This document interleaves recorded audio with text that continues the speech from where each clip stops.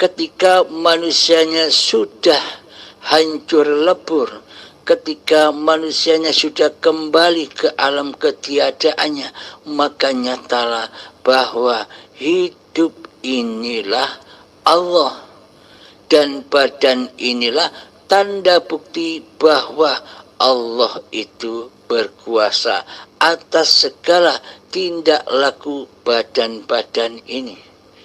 Inilah yang dimaksud alam lillahi ta'ala.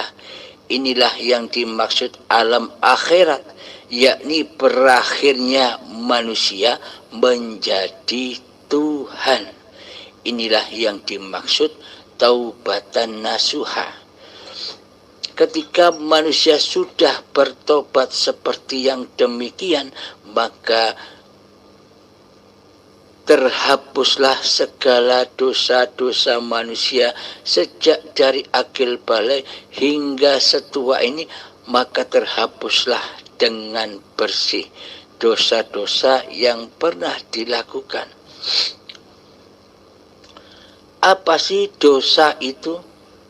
Hakikat dosa, nyatanya dosa itu adalah ketika di dalam hati kita yang jadi Tuhan, yang mentuhani, yang merasa hidup di dalam hati kita adalah hidup manusia kita sendiri. Kuasa diri manusia kita sendiri, itulah kenyataannya dosa, hakikatnya dosa.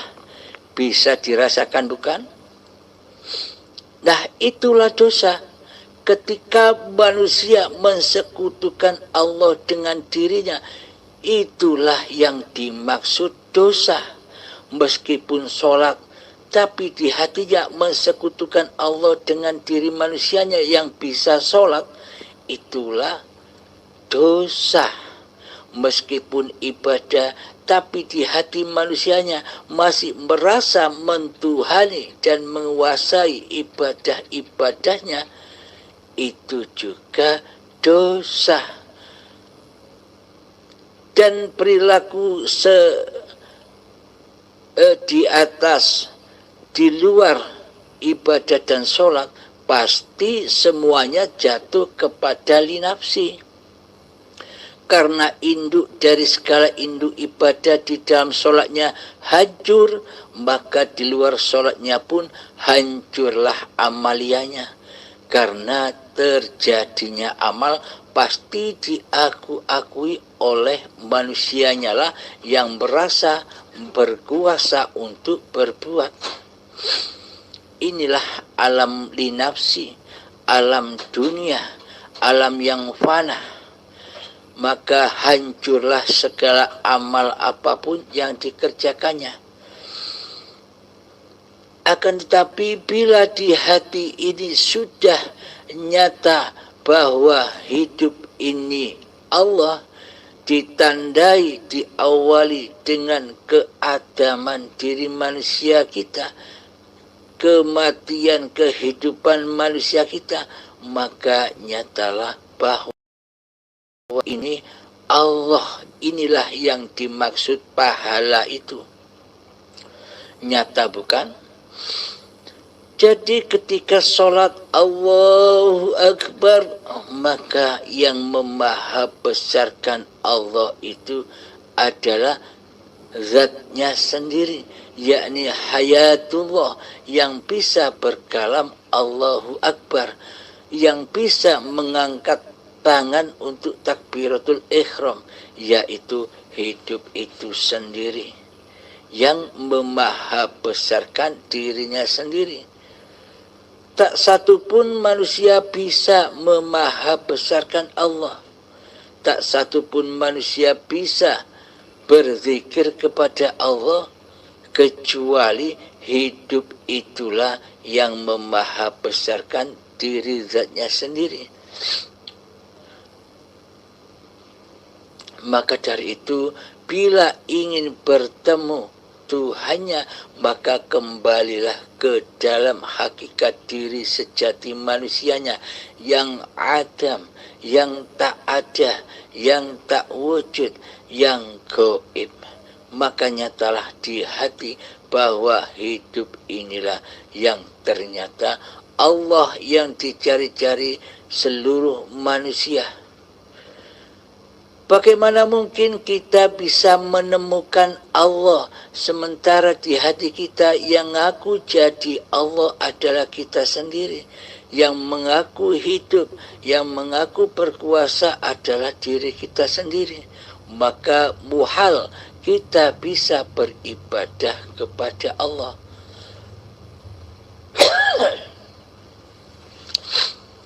Jika kita sudah tahu asal-usul diri manusia kita yang adam, yang tiada, yang al-maut, yang mati, maka kembalikanlah dengan rela dan ridho keadaman diri manusia kita, dan pasrahkan kembali dan abdikan kembali bahwa hidup ini Allah. Jadi awal manusia gaib kembali menjadi gaib. Awal Allahnya wujud kembali menjadi wujud. Inilah yang dimaksud awal dan akhir. Terus Allah maha nyata. Bagi siapakah Allah itu nyata? Bagi manusia yang sudah rela dan ridho kembali ke alam keadamannya. Bagi manusia ini Allahnya lah yang nyata daripada manusianya di hatinya. Allah lah yang wujud daripada manusianya di hatinya. Manusianya sudah gaib, Allah lah yang wujud. Inilah yang dimaksud bertuhan itu. Hati selalu berasa dikuasai oleh Tuhannya.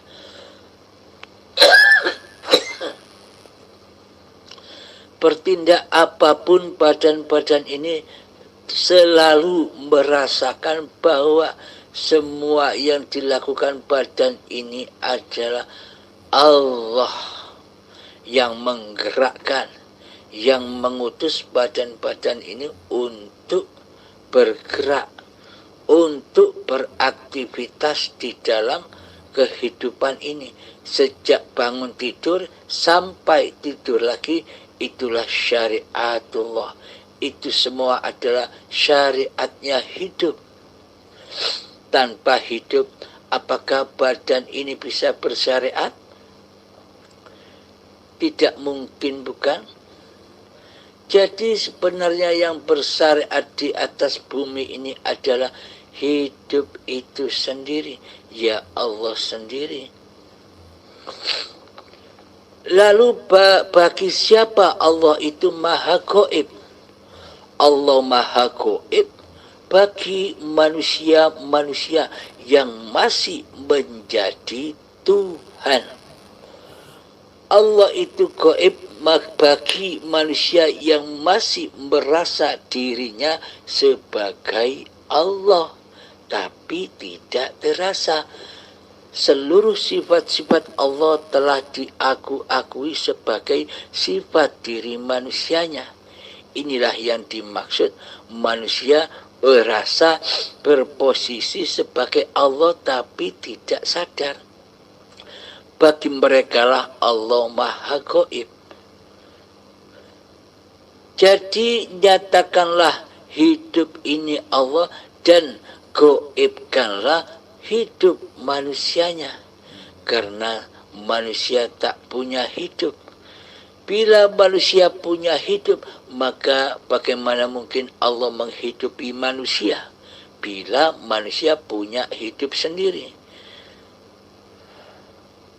Lalu kenapa Allah menghidupi manusia? Karena manusia tidak punya hidup. Yang hidup hanyalah Allah sebagai pencipta seluruh manusia dan pencipta alam semesta ini.